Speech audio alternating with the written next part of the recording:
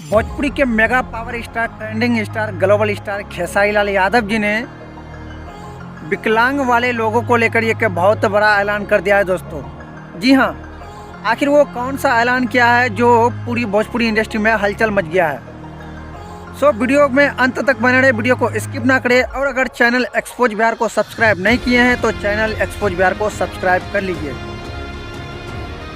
अब आते हैं मुद्दा पे। दरअसल भोजपुरी के mega power star Khesari Lal Yadav जी अपने राइटर अखिलेश कश्यप के यहाँ गृह प्रवेश में पहुँचे हुए थे, जिनका वहाँ पे शो भी हो रहा था। उस शो के दौरान लोगों के सामने ने खेसारी लाल यादव जी ने कहा कि मेरा जन्मदिन 15 मार्च को है और मैं उस दिन बिहार के जितने भी विकलांग लोग हैं उनको एक साइकिल देने का काम करेंगे।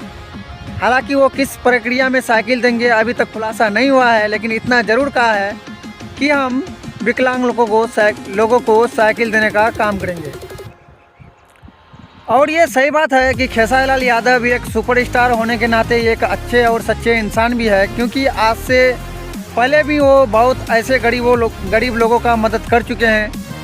कभी कभी वो ठंडा के मौसम में कंबल भी बांटा करते थे और कभी कभी वो वृद्धा आश्रम में जाकर जो भी होता है उससे कुछ ना कुछ वो डोनेट करते रहते थे।